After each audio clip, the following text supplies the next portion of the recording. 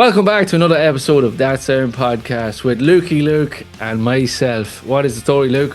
What's happening, Gavin? Good to be back. It feels like a lifetime that we've got to do an Yeah, episode man, together. life is taking over, but we're getting them out there. But right now, we are in the middle of going through Thin Lizzy's discography, and we started at the start. I took the first one, you took the second one, and we're going to continue that through all the albums.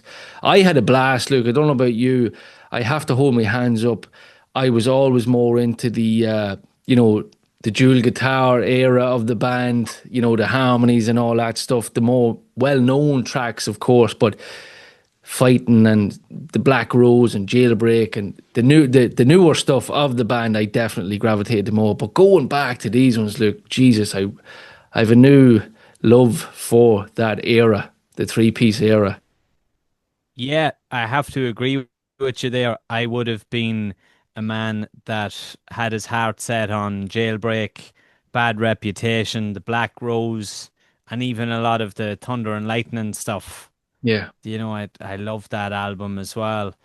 And going back over these original release, or should I say, the original three albums with the original lineup of Yes. Phil Lynott, Brian Downey, and Eric Bell, I now have a newfound appreciation for the roots of the band Yeah. and where they came from and where they went to, and then where they went to again after that. So Yeah. I loved your title of the first video was a deep dive into greatness. Yeah. Back to the beginning, a deep dive into greatness, and I don't think I could have said it better myself, or that anyone could have said it better. That's what we're doing. We're getting our teeth sunk into Thin Lizzy from start to finish, and Yeah. It's it's it's it's gonna be gonna be it's fun. it is really fun. It's really, really fun. But going back, I'm just looking at the track list here beside me from the debut album. Some of the standout tracks for me, I have to say, one thing that I really appreciate, Luke, was Phil Lynott's songwriting is unbelievable. Absolutely incredible. The word gets thrown around quite a bit, but Phil was an absolute genius. Yeah, he was. He really was. And as a bass player, I've a new love for him too, because between listening back to Brian Downey's drumming and the talent that that man has, and then Phil's, how did the three piece, especially, we're going to talk about the three albums right now. This is what we're kind of reviewing is the debut albums. But how they got that sound, and how well Phil and Brian kept that rhythm was unbelievable. Yet it was something special for sure, as just the three of them. Mm, And I know you had mentioned earlier that your heart would be set on the dual guitar, mm. as would mine. That's what we were much more interested in. But when you get to take it back to one guitar, then you start to marvel and ask, how did they get that sound with just one and a bass and the drums? Mm. It's like everybody shone, everybody done so much. But I also feel that nobody tried to take the spotlight away from another. Yeah, well said, Luke. Yeah, yeah. They all had their pockets, let's just call it, and they all just shone. And it seemed, it just, look, I'm going to talk about some of my standout tracks, right? Off the first album, Diddy Levine absolutely blew me away. And Return of the Farmer's Son is unbelievable. It's brilliant. It's It's absolutely so, class. so good. It has I did mention it in the review. I feel like it has the bones of Emerald. There's something in the drumming, I feel, that there was an element of whatever Downey done in one of them. I'm like, oh, that's, I've heard that. I've heard that before. And I feel like there was a wee bit of Emerald taken from that. But what a track. What else really stood out for me? Ray Gun as well. I thought the guitar playing that was like, if you didn't know who was playing, you'd think Jimi Hendrix or something. It was unbelievable. Very, very cool. I think the tones were very cool on the album. I know, as you said, the press or the critics weren't gone on some of the production. And when you look back at it now, yes, 50 years on, you can throw an ear to it and say, ah, it's a wee bit lackluster, but I'm pretty sure it was exciting at the time for a new Irish band that many people hadn't heard of. Um, Very ambitious start to the record, The Friendly Ranger at Clontarf Castle with spoken word. Yeah, Like yeah, it just goes to show you Phil was a genius of a songwriter, but they often say that the best songwriters are great poets also. He had yeah. fabulous way with words. He really did. And one that really stood out for me is Honesty is No Excuse. Yes. That, Great, great track. oh my God, his songwriting. And that, to me, that was the closest, you'd hear people reading poetry. I think the melody and the lyrics in that song just, oh, perfect.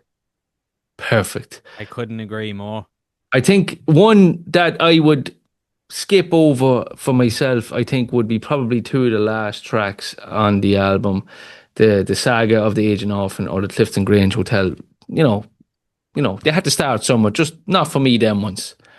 As you'd say, a bit of filler for your liking. Bit of filler.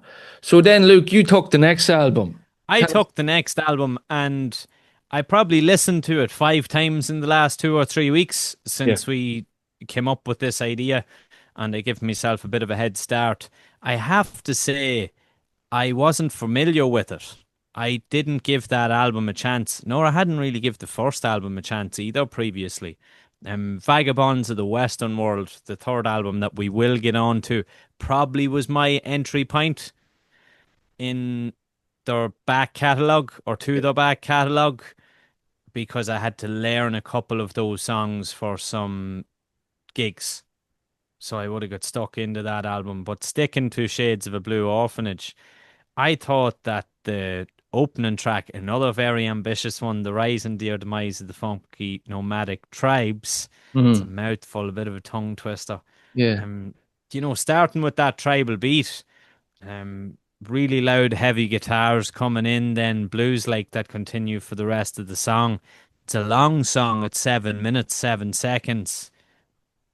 It's absolutely class. I know it caught a lot of heat in the press that people said, was overblown and disjointed and it was a bit irregular and the band should have known better and it was sloppy.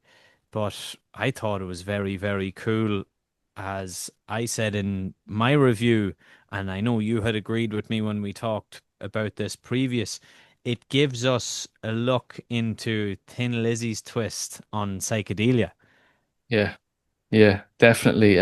I think the drumming as well in that first track, like what came to mind for me, like we talk about genres in this album, which you have already. You have the psychedelic, you have the folk, you have the ballad, you have the hard rock, but you also have like prog rock in this. Like that song there is kind of prog rock, Yeah, I would agree for sure. Yeah, it's a bit and a like bit all over the shop for these days, but back then it was right at home. Ginger Baker kind of drumming, that African style of drumming, kind of had that feel. But yeah, tell us what else you liked about the album. What else I liked about the album? I thought that there were similar themes. So, like the rise and the dear demise of the funky nomadic tribes opens up, goes into some heavy riffage. It's nearly a standalone. I Right. don't think there's a whole pile of similarities at times. Maybe the guitar solo bits sort of buys in with brought down Babyface and called the police. I feel are a taster or an entry to the Thin Lizzy sound that we love today. It was Okay. like a teaser. It was like them finding what they wanted to do. That bluesy rock and roll, hard rock, Yeah. heavy hitting, fast guitar riffage. There was like, oh yeah, let's rock to this. Call the Police is definitely my favorite track from the album. Okay. I think it's unreal. I love that riff. I'm like, oh, I gotta go learn that on the guitar. Um, I think Buffalo Gal, Sarah chatting today, and Summer Shades of a Blue Orphanage, they sort of tie in with each other in that Mm. folk style more so, or they're groove oriented. I feel Buffalo Gal is absolutely class. Genius songwriting by Phil. His voice really shines. And just pure pocket Mm. by and groove by Brian Downey and Eric Bell. and it's just really, really good music. Yeah, Um, yeah. I don't want to forget how to jive. That's like the outlier on the album. If Thin Lizzy went Nashville, and Phil sounds like he's doing his best Elvis Presley impression. Yeah, bringing them down Broadway in Nashville. Yeah, Yeah, it's a bit of a mad one, isn't it? It's nearly like do you know what it reminds me of, as mad as it sounds? But if they were in the studio having a few beers or something, there they and were. and they were listening to Elvis, and Phil was like, "Hey, I got an idea, or let me do an Elvis impression," and somebody started playing. Because at a minute 48, you'd nearly feel like it was a piss take. Oh, But definitely. Like, I think definitely in these first two albums, there was a lot of improv. And I've read up on that. There was a lot of improv, and it just, they kind of went with it. And I think, like, the producers as well, I read a few stories. The American guy, Tauber, wasn't it?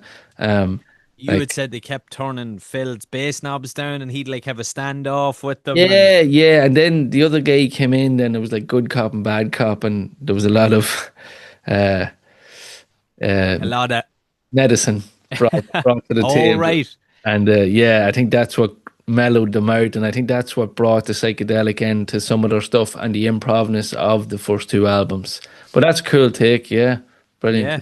So after that, to finish up the trifecta of the OG lineup, Yes, we have Vagabonds of the Western World, which you were tasked with reviewing. yes. As we record now, it's coming out tomorrow, I think, right?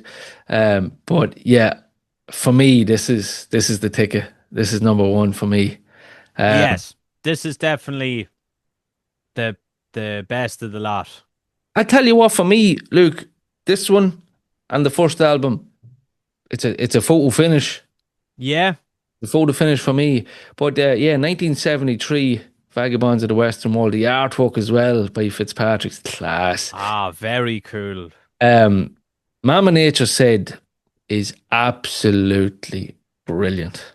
Yeah, in the Savage Hearts, I actually laugh. This is one of the songs that we learned as a tribute for, say, Lizzie for the Phil Lynott gig that we done last year. Okay, And we rehearsed it heavily and we decided to give it its test run at the London gig okay, in Gaz's Rock and Blues in on oh, what, a Wardorf Street in the San Moritz Blues Club. So okay. that was great crack. And Darren Muldoon done a stellar job on slide guitar of pulling that off. He's Brilliant. some man to play it, but a great, great song and very intricate and a lot of fun to learn and play. Brian Downey, I feel, is one of the best rock shuffle players. Hmm. Like playing a blues shuffle in a rock band, Brian Downey just has the secret sauce. Yeah, I think his background too, jazz player too, when he was really young, I think. Jazz player, and not to go too off topic, but I had heard from someone who would have watched Brian play when he was, say, in his 40s, Yeah, and they said that he didn't hit the drums incredibly hard. right. He didn't absolutely whack the shite out of them. Hmm. And when you think of it, when we went to see Brian Downey's Alive and Dangerous, Yeah. I couldn't believe his finesse and his swing, his body movement, just how sharp he was behind the kit, and he definitely wasn't absolutely leathering them. He must have been brilliant in the studio. Ah, impeccable, impeccable. When you watch him play those fills live, Gavin, you Yeah. could only imagine what he was like when he was in the prime of his life and physical uh, health. He would have been probably an engineer's dream, like, because, like you said, he just has that nice touch. He has it to a T, like. They always say that about drum recordings, that you will get more out of it the higher the gain is on the mic and the more control you have on the kit, the nicer the drums record. So Less, you said Brian less is Downey. more. We reckon you heard it here first. Brian Downey, an engineer stream. Right, let's get back to Vagabonds then. Yeah, Mama Nature said definitely stood out for me as on the review. Is The that one of your favorites? it'd be very hard to pick it. I'll try and pick a top three in a sec, right? The Hero and the Madman is absolutely brilliant too. The last Class. the last minute of that song, you had touched on. the DNA of the hard rock of Thin Lizzy coming through on that track on the Blue Orphanage album. That last minute of that song is what I always thought Tin Lizzy was, with that sound, that heaviness. It's unbelievable. The last minute of that track is unbelievable. It goes seriously heavy. Of course, Slow Blues, decent song, yeah, it has its moments. The Rocker, probably one of the more well known songs. Such a good song. Yeah, unbelievable, brilliant. Vagabonds of the Western World, I think, again, touching on Phil's creativity, his songwriting, the melody, how he I think he was very involved in the production as well, and how he put that whole thing together with the producer. It's brilliant. It's absolutely brilliant. It's like a trip. It's like Yeah, you're floating and you're listening, and it's just flows. he had insane vision. Yeah. Create like his creativity was incredible. Little Girl in Bloom as well. Absolutely unbelievable ballad. It's class. So good. Again, his songwriting, like and how he had his words. I'm not sure if it comes to mind that song to you, Luke, but like the girl is pregnant, and she's looking out the window and she's worried, and she's looking out these guys playing cricket, and she's, it's just, it's a story. It's a poem, it's Yep. a story, it's a limerick or whatever you want to call it, and it has that melody. And Phil has a great way of bringing the emotion into the song, the melody, and you feel the emotions that the girl is going through. It's very, very well done. Gonna Creep Up on You is good too. A song for While I'm Away. I think that's the end of the original album, and then it was re-released, of course, and they put Whiskey in a Jar, which I believe Whiskey in a Jar was released before this album dropped as a single. It was it and Black Boys on the Corner, That's right. And then I on, believe were a single because Whiskey and the Jar and Black Boys on the Corner featured on the remastered and expanded version of Shades of Blue Orphanage. oh, okay. Yeah, So it I had was in the read middle that of, yesterday when I was doing the research on it. yeah, it was in the middle of the both of them, and then they put it on. But standout tracks for me, oh God, it's a tough one. I forget what I done on the on the review, but I'm gonna go with Mama Nature Said and Vagabonds as my top two, and maybe one that I skip over. Would say I'm not gonna say skip over, but one of the more lesser favorites of mine, probably a Song for While I'm Away, maybe, or Yeah. or Gonna Creep Up on You on the original. But it's probably my favorite of the three-piece era of Thin Lizzy, but a very, very photo finish with the first album, and then Blue Orphanage in third place for me. What I would love to say about this album is the cream definitely rises to the top. And if you think, Gavin, of the production of the song structures, where they came from album number one, album number two to album number three, like it was almost like a rocket took off Yeah, yeah, in regards to the songwriting or the musical structure. mm, Not exactly. The songwriting was always good, I think, in regards to lyrics, but the structures of the song, we got those signature Thin Lizzy breaks, bridges, interludes. Like if you think of the rocker, just gonna we say got that. the intro into the verse, Yeah, and then that post chorus, that was the and blueprint. the dun dun dun dun drop out.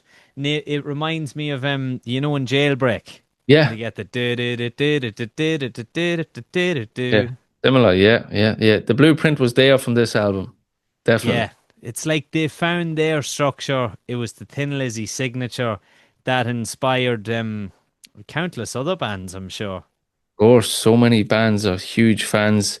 I actually seen a great article from a Kerrang magazine, and it was asking Metallica what they were listening to. And James Hetfield put the debut album, in his top five at the time. I think it was in the late 90s. This interview was done on Kerrang, and James Hetfield put this one in his top 2010, I think it was. There's a cool picture I have screenshotted on a phone somewhere. I must try and find it for you. A similar thing, the Metallica were interviewed throughout the 90s, maybe the load reload era, and they were asked what they were listening to. I think you'll find it very interesting. Oh, it's probably the same one. I seen it, and there's some crazy stuff in It's it. the stuff where like Lars and Kirk have Miles Davis down, and Lars is is Yeah. Oasis, Yeah. and The Cure, and U2, I think. Yeah, and Kirk has some crazy stuff, Some but mad stuff, yeah. that's for another day. But yeah, I'm really enjoying this. Luke, what do you have up next? Nightlife. I have Nightlife up next, which is great because we get an introduction to Gary Moore on some of the tracks Yeah. in studio. And I Yes. know we done some touring with them at that stage. So I like this era of Thin Lizzy. Like Yeah. Nightlife, um, It's I, Only Money. It's just it's a standout track for me.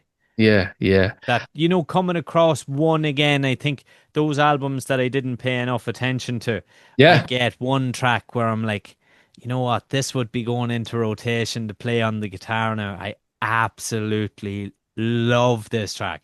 But you know what it comes with too, Luke, and I've learned over the years, it's kind of age. It comes in that way where you kind of don't give appreciation to certain albums, and then as you get that slightly bit older, you're like, I was a dick there. I know I did it. I'm like, I should have. Why did I not? Why did I not give that album a chance? I was a dickhead. Like I didn't give it enough, and now I listen back, and I remember load and reload saying it to you. It comes to mind, and you're like, nah, no, and then it's just a certain moment in your life or a certain time, and I think, but that's what I love about this podcast, Luke. That we do go back and we find a new love for new music that is 50 years old, which is mental. Yeah, yeah, and I think I've one actually really good example of that, and I was only thinking of it today. The music channels, or back when YouTube didn't have an ad three times in a video, do you know, like it was one maybe every seven videos. I remember having it, say, on the PlayStation, when I was a teenager, and putting on certain songs, a lot of Metallica stuff, maybe the more load reload era, and it would have been my first introduction to John Mayer, was a live version of Slow Dancing in a Burning Room. And I had no appreciation for it at the time. It used to come on, I'd be like, get this off. And Mm, an artist I really love now. yeah. And I know, like you would have said to me before when I said to you I was a big fan of him, and you were like, well, I was in America when Waiting on the World to Change was an absolute hit, and it was absolutely everywhere, and I was sick to the tits of it by the end of it. It was like my modern day Ed Sheeran, as you said. Yeah, yeah. Like two different two different perspectives. Yeah, no, 100%. But look at that's the beauty of music, where it's a revolving door where these albums will come back to you, and you can get it with a new ear and a new love. But this is a blast. I can't wait to keep going. I have Fighting next. You have Nightlife next. So stay tuned, and we will be keep going through the Thin Lizzy discography. Thanks for listening. And if you're watching on YouTube, hit that subscribe button, and a big shout is out as always to All Kings for sponsoring the podcast. Thanks to them. All right, catch you in the next one.